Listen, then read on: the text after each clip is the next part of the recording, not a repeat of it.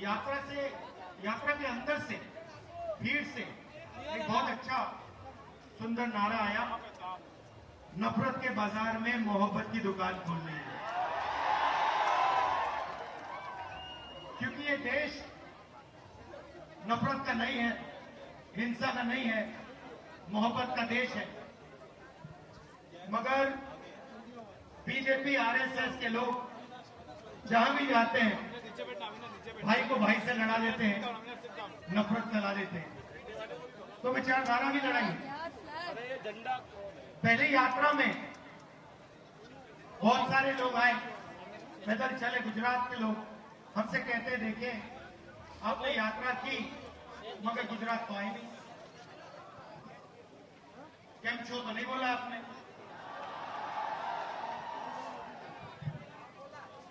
मणिपुर के लोगों ने कहा, उड़ीसा के लोगों ने कहा कि आपने साउथ से नॉर्थ कर दी, ईस्ट से वेस्ट करनी चाहिए। तो हमने बात मान ली।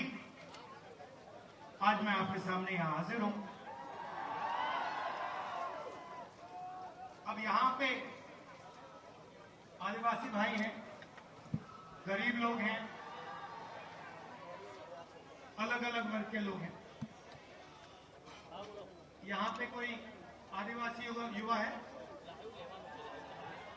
आप आ जाओ। आपका नाम क्या है? अच्छा आ जाओ, यहाँ बैठ जाओ। क्लियर, एकदम क्लियर विजुअल है, सामने आएगा तो मेरा यहाँ ब्रदर इधर आओ। क्लियर विजुअल है, क्लियर, एकदम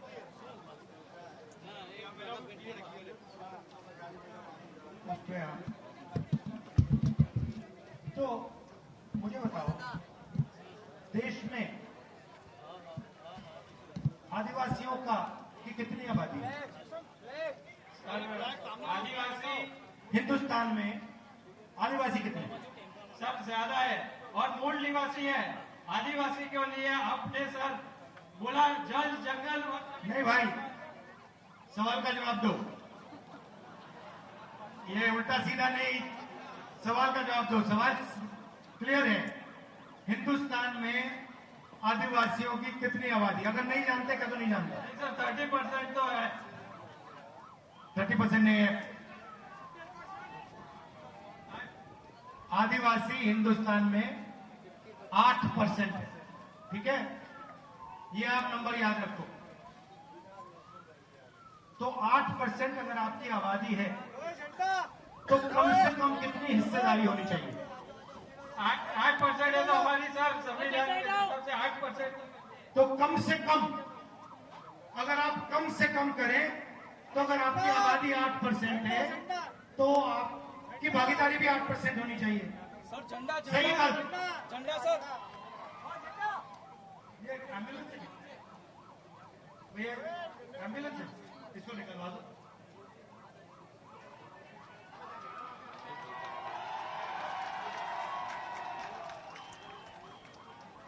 भैया रास्ता बना दीजिए।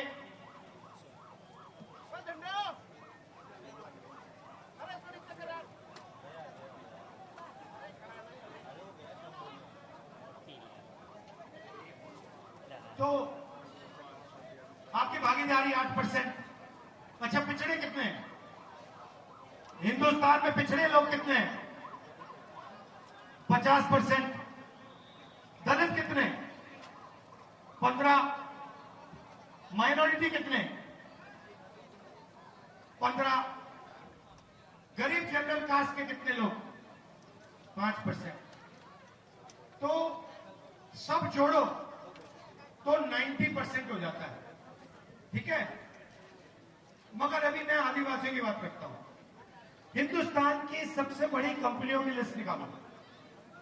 200 सबसे बड़ी कंपनियां जो हिंदुस्तान के धन को कंट्रोल करती हैं, नाम आपने सुने होंगे। पहले नंबर पे कौन है? अदानी। दूसरे नंबर पे कौन है? आप जानते हो, नाम जानते हो, 200 हैं। उनकी मालिकों के लिस्ट में आदिवासियों के कितने नाम? एक नाम है, एक नाम नहीं है। मीडिया मीडिया की कंपनी में मीडिया के बड़े बड़े जो रिपोर्टर हैं उनकी लिस्ट में आदिवासी कितने? कभी देखा आपने टीवी पे? पिछड़े वर्ग का कोई देखा? आदिवासी का ही देखा? दलित देखा? तो 200 सबसे बड़ी कंपनियों में 90% का कोई आदमी नहीं, मीडिया में 90% का कोई आदमी नहीं। सही? प्राइवेट अस्पतालों में आप जाते हो, सर्जरी होती है, पैसा देते हो, लाखों रुपए देते हो, जेब से देते हो ना। प्राइवेट अस्पतालों के मालिकों में आदिवासी कितने? कोई नहीं। पिछड़े कितने? दलित कितने? गरीब जनरल कास्ट के कितने? ठीक है, चलो कॉलेज यूनिवर्सिटी की बात करते हैं। प्राइवेट कॉलेजेस जो है, बड़े बड़े यूनिवर्सिटियां हैं, इनके मालिकों में आदिवासी कितने? दलित कितने? पिछड़े कितने? तो आप हो कहां? आप हो 8%, पिछड़े 50%, दलित 15%, माइनॉरिटी 15%, 90% है आपकी आबादी। आप हो कहां? भागीदारी कहां है आपकी? ना आप कॉर्पोरेट्स में हो, ना आप मीडिया में हो, ना आप प्राइवेट अस्पतालों को चलाते हो, ना आप प्राइवेट कॉलेज यूनिवर्सिटी को चलाते हो। तो ठीक है, फिर आप कहोगे नहीं भैया हमारे लोग तो ब्यूरोक्रेसी में हैं, ब्यूरोक्रेसी में है हमारे लोग। दिल्ली की सरकार को, हिंदुस्तान की सरकार को 90 लोग चलाते हैं, आईएएस अफसर हैं, उनकी लिस्ट मैंने निकाली। जो हिंदुस्तान के बजट को बांटते हैं, मतलब ये सड़क का पैसा जो आता है ना, वो लोग निर्णय लेते हैं। नेशनल हाईवे बनती है, वहां पे वो लोग निर्णय लेते हैं कि भैया इतना पैसा हम गुजरात की नेशनल हाईवे में डालेंगे, सेना में इतना जाएगा, स्वास्थ्य में इतना जाएगा। ये 90 लोग डिसीजन लेते हैं। नरेंद्र मोदी नहीं लेता, ये 90 लोग लेते हैं। इनमें से आदिवासी कितने? एक है। मैंने चेक किया, एक बंदा है, उसको कोने में बैठा रखा है।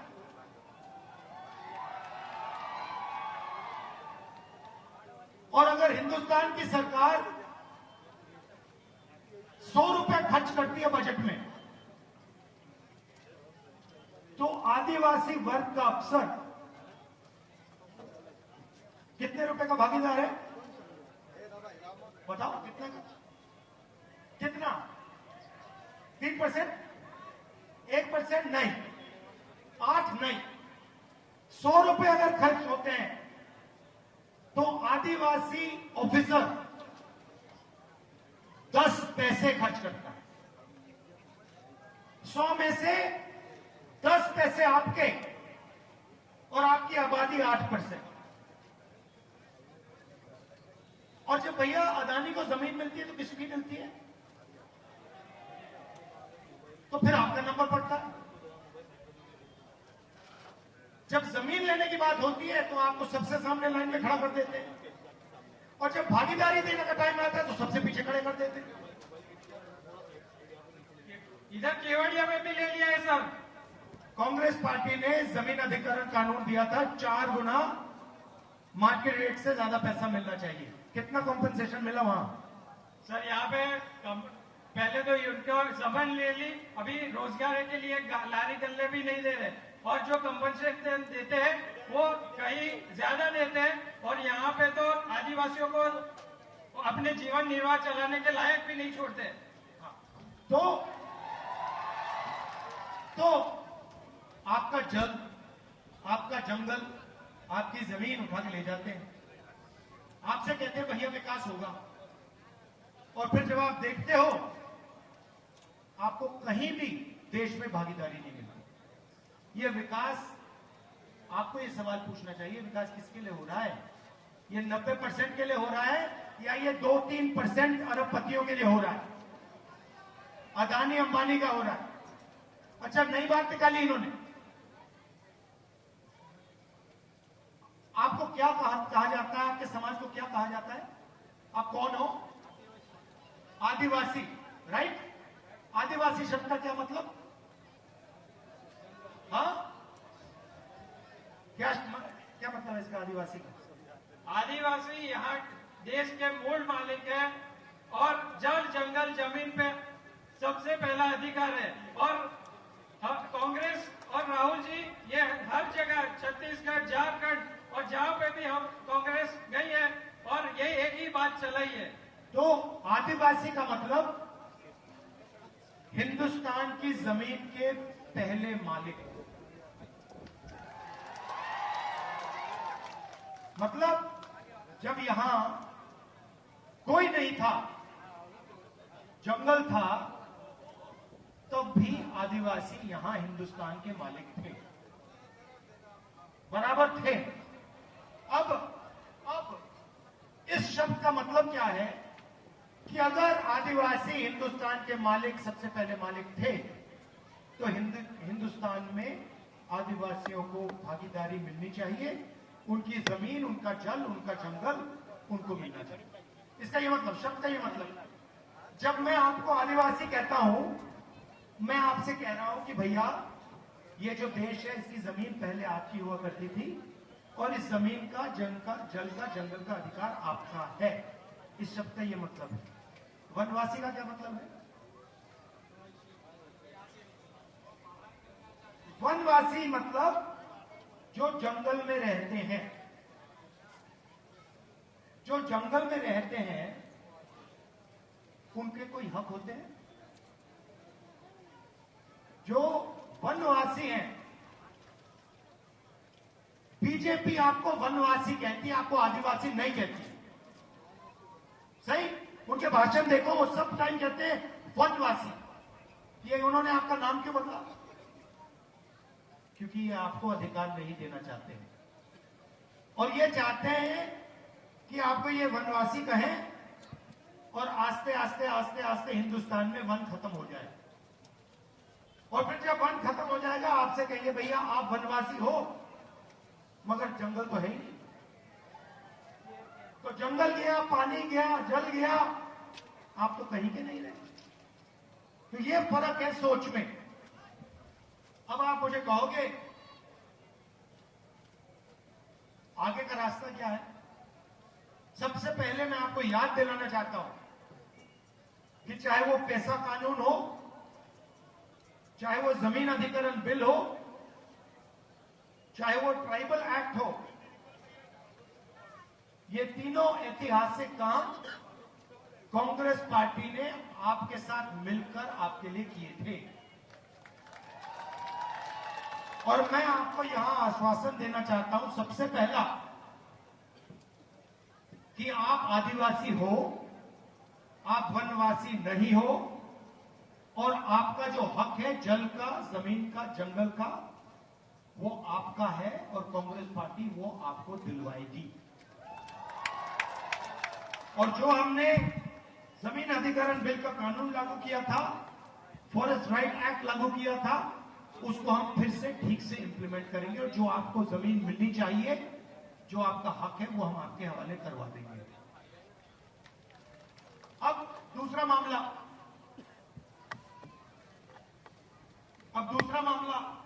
इस साइड नीचे बैठिए। दूसरा मामला भागीदारी का। सचिन दा का पोजीशन क्या है? सबसे पहला कदम, नहीं बैठो, सबसे पहला कदम, बैठो, सबसे पहला कदम, ये 90% है कौन जिनको देश में भागीदारी नहीं दी जा रही है? ये हैं कितने और ये है कौन? आपको भी चोट लगी? हाथ में, पैर में भी चोट लगी? लगी है? अस्पताल गए? गया हूं। डॉक्टर ने आपसे कहा कि भैया चोट लगी तो एक्सरे करते हैं। जी। एक्सरे क्यों कराया जाता है? अंदर की जख्म जानने के लिए। तो ये तो सबको मालूम है कि हिंदुस्तान में गरीबों के दिल के अंदर जख्म है, राइट? सब जानते हैं कि अदानी का 16 लाख करोड़ रुपया अदानी अंबानी जैसे लोगों का 16 लाख करोड़ रुपया कर्जा माफ हो जाता है, किसान का कर्जा माफ नहीं होता, गरीब का नहीं होता, मजदूर का नहीं होता, आदिवासी का नहीं होता, सब जानते हैं। मगर डेटा का जमाना है, 21वीं सदी है, किसी को यह नहीं मालूम कि चोट कैसी लग रही है, कितनी लग रही है और किसको लग रही है। मैंने इनसे पूछा, आदिवासी युवा है, इंटेलिजेंट लड़का है, मैंने इनसे पूछा भैया देश में आदिवासी कितने, जवाब नहीं दे पाए। और नहीं, आपकी गलती नहीं है, आपकी गलती नहीं, बताया नहीं जाता, वो आपको बताना नहीं चाहते कि आप कितने हो। पिछड़ों को, दलितों को, आदिवासियों को बताना नहीं चाहते, नहीं तो प्रॉब्लम हो जाएगा उनका। डरते हैं, किस चीज से डरते हैं? गिनती से डरते हैं, जाति जनगणना से डरते हैं। जाति जनगणना से क्या होगा? सबको पता लग जाएगा भैया आदिवासी कितने, दलित कितने, पिछड़े कितने, जनरल कास्ट के कितने। उसके बाद एक सेकंड, जाति जनगणना के 2 कदम है। पहला कदम सब जातियों की गिनती, और दूसरा कदम इकोनॉमिक सर्वे, इकोनॉमिक और फाइनेंशियल सर्वे। मतलब ये आदिवासी वर्ग है, हिंदुस्तान की सब संस्थाओं में आदिवासियों की कितनी भागीदारी है। यहां पे ये जो सड़कें बन रही हैं, आप जानते हो कि गुजरात में 30 कॉन्ट्रैक्टर हैं। क्या कहते हैं उनको? ट्रिपल ए, क्या कहते हैं उनको? Double A class. उनके जेब में आपके जीएसटी का पैसा जाता है। ये सड़क किसने बनाई आप जानते हो? नहीं, आपके जीएसटी ने बनाई है।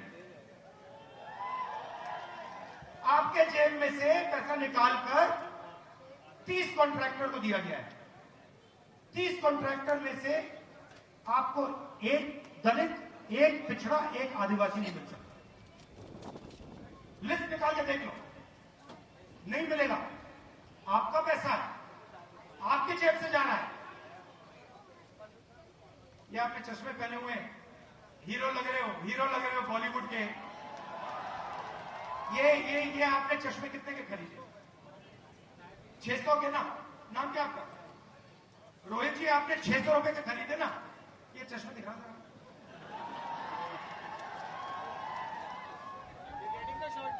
ये जो चश्मे खरीदे रोहित ने, एकदम क्लियर, एकदम क्लियर। टू शॉट पे ये जो खरीदे, ये 600 रुपए के खरीदे, इसमें जीएसटी कितनी लगी आपकी? 28%। अच्छा, अगर यही चश्मा अदानी खरीदता तो उसके कितने लगते? 28। जितना आपने जीएसटी में पैसा दिया उतना अदानी देता है। आपकी आमदनी कितनी है? आपकी आमदनी 50,000 मंथली, उसकी कितनी है? गिनती के बाहर है। तो जिसकी आमदनी गिनती के बाहर है और आपकी 50,000 रुपए है, दोनों एक जैसा जीएसटी क्यों दे रहे? वाह, बात समझ आई? आपके जेब से चोरी हो रही है। किसके जेब से? 90% के जेब से, किसान के जेब से, मजदूर के जेब से, आदिवासी, दलित, पिछड़े, इन लोगों के जेब से। पैसा जाता कहां है? वही 5-10% के लोगों के जेब में। उसको विकास कहते हैं। बीजेपी उसको विकास कहती है। भैया तुम्हारी जेब से जीएसटी का पैसा निकालेंगे, अदानी की जेब में डालेंगे, इसको हम विकास कहते हैं। यह विकास नहीं है, इसको चोरी कहा जाता है। विकास का मतलब इन संस्थाओं में 90% की भागीदारी। तो जाति जनगणना और इकोनॉमिक इकोनॉमिक सर्वे के बाद पता लग जाएगा, पूरे गुजरात को पता लग जाएगा कि सड़कों का जो पैसा जा रहा है उसमें 1 रुपया ना आदिवासी को जाता है, ना दलित को जाता है, ना पिछड़ों को जाता है, ना किसी को जाता है। आप फसल बीमा योजना देखो, मैंने आंकड़े निकाल रखे हैं। फसल बीमा योजना का 35,000 करोड़ रुपए साल का लगता है। 10,000 करोड़ रुपया स्टेट की सरकार देती है। सुनो सुनो, अभी उसकी भी बात करूंगा। फसल बीमा योजना का पैसा कहां जाता है जानते हो? 16 कंपनियों के पास। 16 कंपनियों की लिस्ट निकालो, उसमें आपको एक दलित नहीं मिलेगा, एक आदिवासी नहीं मिलेगा, एक पिछड़ा नहीं मिलेगा। आप पैसा भरते हो, उनके बैंक अकाउंट में जाता है, खेत में नुकसान होता है, आपसे कहते हैं भैया आपको तो पैसा ही नहीं देंगे। बराबर है ना? तो जाति जनगणना से यह सब पता लग जाएगा कि हिंदुस्तान का धन कैसे बटा है, किसके हाथों में है, कहां जा रहा है,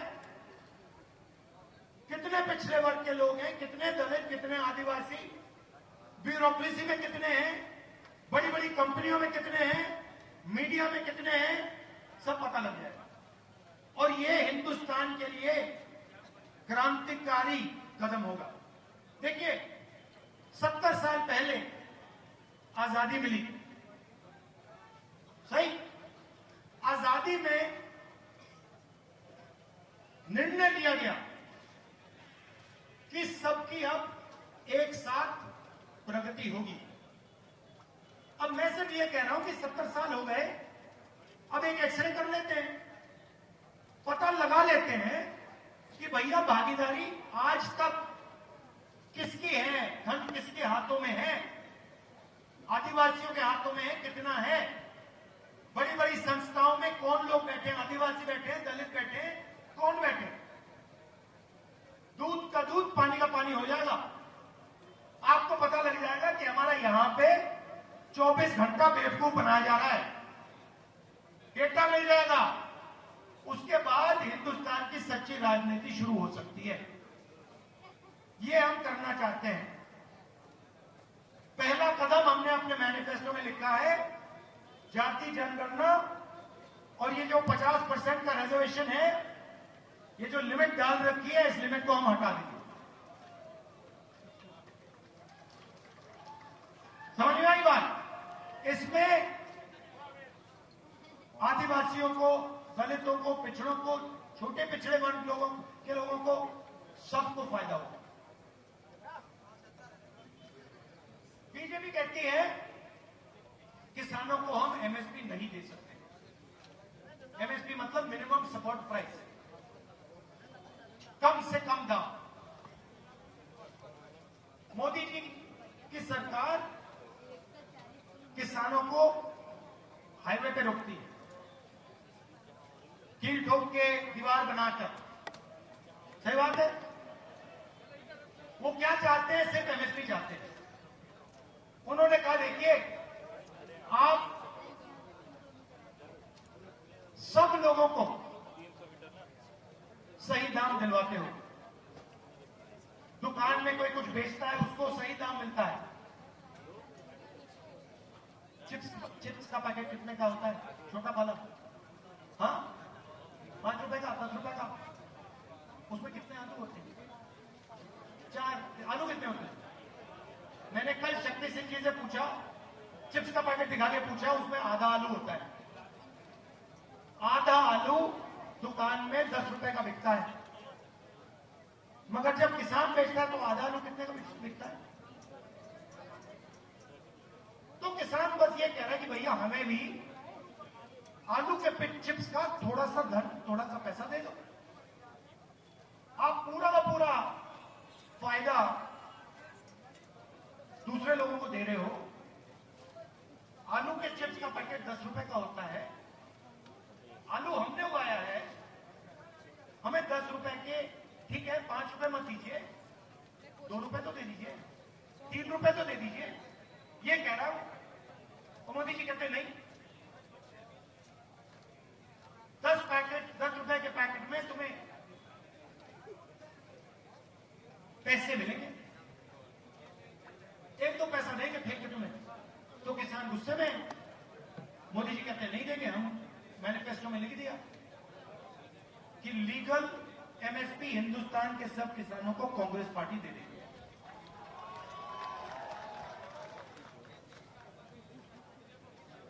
बोलो बोलो भैया, खुल के बोलो, ये बीजेपी की मीटिंग नहीं है,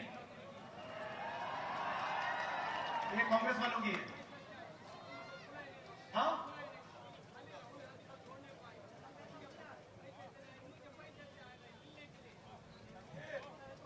तो वही तो है ना। मगर जो फसल बीमा योजना है उसका जो पैसा सरकार देती है वो आपके जेब में से निकलता है। अच्छा आप बताओ, हाँ,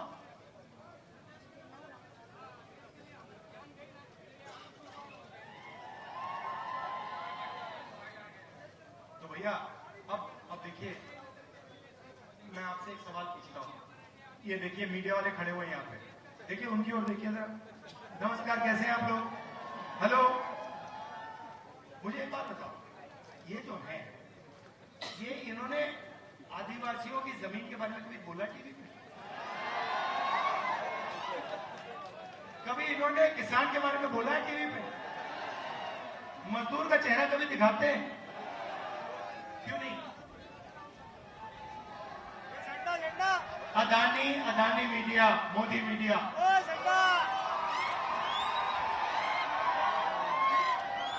ये आपका ध्यान इधर उधर करते हैं। जब आपको देखो, आपको आपने जेब कतरों को देखा होगा। जेब कतरा सबसे पहले क्या करता है? पहले ध्यान इधर करता है। देखो, पहले कहता है भैया उधर देखो, उधर देखो भैया, उधर देखो। वो प्रधानमंत्री का काम है। भाई और बहनों, उधर देखो, थाली बजाओ, इधर फोन चलाओ, वो देखो भैया, उस साइड देखो। आप लोग इधर उधर देखते रहते हो, आप देखते रहते हो। सच्चाई है, जैसे मोदी जी कहते हैं भैया मैं समुद्र के नीचे जा रहा हूं, आप लोग टीवी ऑन करके देखते हो भैया ये समुद्र के नीचे चला गया। फिर वो क्या कहते हैं, वो क्या था, वो चुनाव के समय वो सी प्लेन पर चढ़ जाता, फिर आप देखते हो भैया मोदी जी सी प्लेन पे जा रहे हैं। तो आपका ध्यान इधर उधर करता है। पीछे से दूसरा आता है, पीछे से अदानी जी आते हैं, ऐसे आते हैं और ये कर जाते हैं। और दूसरी साइड अमित शाह डंडा लिए खड़ा रहता है कि कोई डिस्टर्ब करेगा तो मैं मारता हूं। ये है गुजरात मॉडल, यही है गुजरात मॉडल। ये यहां शुरू हुआ था और अब ये पूरे देश में फैला दिया नहीं, तो इसको रोका भी यही जाएगा। और कौन रोकेंगे? आप लोग रोकोगे, गरीब लोग रोकेंगे, किसान, दलित, आदिवासी, पिछड़े, ये लोग रोकेंगे। सही बात है, और ये रुकेगा, देख लेना। मगर ये मत भूलिए, जाति जनगणना क्रांतिकारी कदम है, ये आपको छोड़ना नहीं है, ये छोड़ना नहीं है आपको। ये आपको आपका ये दरवाजा खोल देगा, दीवार तोड़ देगा। ये भूलिए मत मेरी बात। मेरा लक्ष्य है कि हिंदुस्तान का जो धन है, जो संस्थाएं हैं, उनमें हिंदुस्तान के सब लोगों को भागीदारी मिले, चाहे वो शिक्षा हो, स्वास्थ्य हो, बड़ी बड़ी कंपनियां हो, मीडिया हो। मेरी सोच है कि सब लोगों की भागीदारी होनी चाहिए, सब लोगों को जगह मिलनी चाहिए। और पहला कदम, क्रांतिकारी कदम जाति जनगणना है, फाइनेंशियल सर्वे है, इकोनॉमिक सर्वे है, भूलना नहीं है। एक बात अगर आप इस भाषण से अपने दिमाग में रखो तो ये है, जाति जनगणना को छोड़ना नहीं है, ठीक है। अब आखिरी बात बोलना चाहता हूं, कहां है, अच्छा यहां पे ऐसे युवा हैं जो पहले आर्मी में जाना चाहते थे, कोई है यहां पे? ये देखो हाथ उठ गए, कहां है, क्या है ये? आप आर्मी मैन हो, अभी आर्मी में हो, भैया फंस जाओगे, निकाल देंगे तुम्हें। क्या नाम है आपका? आ जाओ, मैं तो सबसे बात कर लेता हूं।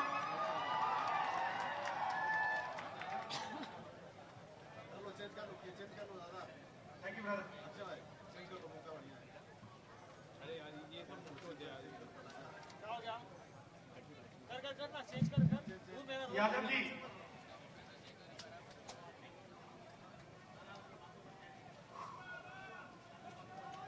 रोले क्लोज पे होना है। बताइए।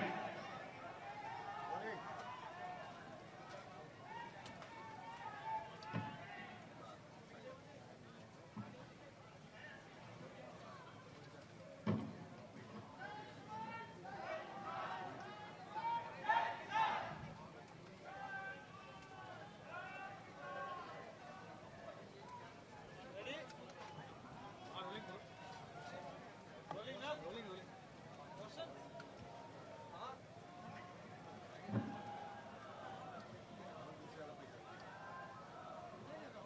हीट हो रहा है यार मेरा भी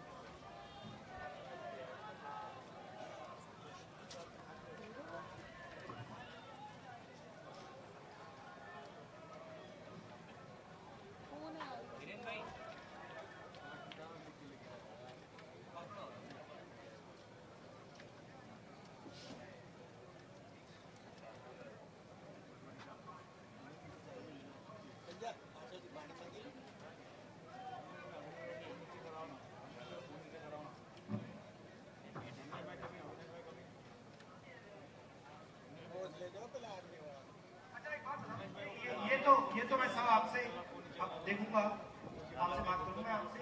आप आर्मी में थे, आर्मी के थे, ये अभी आर्मी में नहीं है, तो मैं आपसे पूछना चाहता हूं, अग्निवीर से देश को फायदा है नुकसान है? सर भैया इनको बताओ, अग्निवीर से देश को क्या नुकसान है?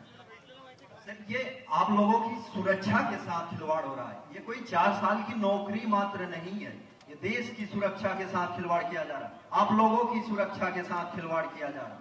ये सिर्फ पेंशन की बात नहीं है, ये भारतीय सेना किसी के बाप की बपौती नहीं है, ये हमारी और आपकी सेना है, हर लोगों की सेना है, जिसकी वजह से मैंने इस सच्चाई को जब बोला था कि भारतीय सेना के साथ खिलवाड़ नहीं होना चाहिए, तो इस वजह से मैंने त्याग पत्र दिया।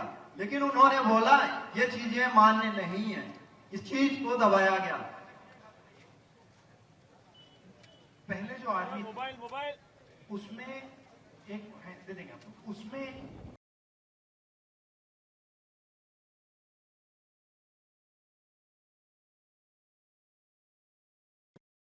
4 साल की ट्रेनिंग हुई। आप मुझे बताओ, जो अग्निवीर को 6 महीने की ट्रेनिंग दी जाए, उससे काम बन जाए? सर वो भी ट्रेनिंग प्रॉपर नहीं हो पा रही, उससे कहीं काम नहीं बनने वाला, वो सेना को बिल्कुल कमजोर किया जा रहा है। आने वाले समय में हम जो स्वर्गीय नेताजी कहते थे मुलायम सिंह कि हमें पाकिस्तान से डर नहीं है, हमें चीन से डर होनी चाहिए, चीन से मतलब मुकाबला करने के लिए अपने सैनिक को मजबूत बनाना चाहिए। लेकिन ये लोग अभी हमें ऐसा कमजोर कर देंगे कि आने वाले समय में पाकिस्तान से भी मुकाबला करने में सोचना पड़ेगा, अगर ऐसी व्यवस्था लाएगी तो देखिए, पहले क्या था, पहले लाखों युवा सुबह उठ के 5 बजे 2-3 घंटे दौड़ते थे, पुलअप्स करते थे, पुशअप करते थे, वर्जिश करते थे, आर्मी में जाने के लिए। उनके दिल में देशभक्ति थी, वो जाते थे। सेना बहुत सारे लोगों को नहीं लेती थी, चुनकर लोगों को लेती थी। मगर जब एक व्यक्ति सेना में जाता था तो उसको सेना 2-3 गारंटी देती थी। पहली गारंटी कि हम आपकी रक्षा करेंगे, कुछ भी हो जाए, हिंदुस्तान की सरकार, हिंदुस्तान की सेना, हिंदुस्तान के जवान की रक्षा करेगी। दूसरा वायदा, आपकी सर्विस के बाद आपको गारंटी करके हम पेंशन देंगे। तीसरा वायदा, आपको कैंटीन की फैसिलिटी मिलेगी। और शायद सबसे जरूरी वायदा, अगर आप युद्ध में शहीद हुए तो आपको शहीद का दर्जा मिलेगा, आपको आपके परिवार को इज्जत और रिस्पेक्ट मिलेगी। वो जवान के लिए सबसे बड़ी चीज होती है। आप उसको कुछ मत दो, आप उसको पेंशन मत दो, कैंटीन मत दो, कुछ मत दो। हिंदुस्तान के सैनिक को आप सिर्फ शहीद का दर्जा दो, वो जिंदगी दे देगा। अब इन्होंने क्या किया, अग्निवीर लाए। चाइना के सैनिक 3, 4, 5 साल की ट्रेनिंग करेंगे, उनको पेंशन मिलेगी, उनको कैंटीन मिलेगी, उनको बाद में रोजगार मिलेगा। और हमारी साइड जो लड़ेगा उसको 6 महीने की ट्रेनिंग मिलेगी और उसको कहा जाएगा कि भैया देखो आप अग्निवीर हो, आपके साथ ये लड़ रहा है, ये अग्निवीर नहीं है। अगर आप शहीद हो गए तो आपको ना पेंशन मिलेगी, ना शहीद का दर्जा मिलेगा। और आपके साथ ये जो लड़ रहा है, अगर ये शहीद हो गया तो इसको हम पेंशन देंगे, इसकी हम रक्षा करेंगे, इसको शहीद का दर्जा मिलेगा। मतलब इन्होंने हिंदुस्तान में पहली बार 2 तरीके के शहीद बना दिए। एक जिसको शहीद दर्जा मिलेगा और दूसरा जिसको रिस्पेक्ट, आदर, शहीद का दर्जा नहीं मिलेगा।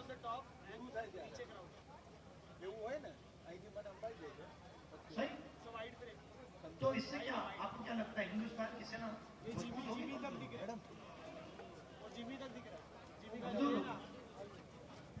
मनोबल गिर जाएगा। अच्छा, पहले क्या होता था, हथियार कौन बनाता था? HL, हाँ, सब कुछ जानते हो आप लोग, गुजरात के लोग सब कुछ जानते हैं। HL, इंडियन ऑर्डिनेंस फैक्ट्री, रस्सी है पैर में, DRDO। अब कौन बनाना है? अदानी डिफेंस। वो अनिल अंबानी में तो उसका थोड़ा बिजनेस खराब हो गया बेचारे का। तो अब क्या होगा, सिपाही को, जवान को पेंशन नहीं मिलेगी, शहीद का दर्जा नहीं मिलेगा, कैंटीन नहीं मिलेगी, अदानी की राइफल मिलेगी। कारतूस भी अदानी बनाएगा, ड्रोन भी अदानी बनाएगा, राइफल भी वो बनाएगा। तो बनाएगा नहीं, इजराइल की कंपनी के साथ उसकी पार्टनरशिप होगी, असेंबल करेगा, थोड़ा सा पैसा वो लेंगे, थोड़ा सा पैसा ये लेगा, और हिंदुस्तान का जवान बिना ट्रेनिंग के शहीद हो गए। तो ये है इनकी सोच। इसका बहुत जबरदस्त नुकसान होने वाला है। अभी जनता को समझ नहीं आ रही बात, इससे बहुत भयंकर नुकसान होने वाला है सेना का और हिंदुस्तान का। तो ये मैं आपसे कहना चाहता था, जाति जनगणना इकोनॉमिक सर्वे नहीं भूलना है। वायदा करो मुझे, नहीं भूलेंगे बस, और करवाएंगे। गिनती करवाएंगे। बहुत बहुत धन्यवाद। नमस्कार। जय हिंद।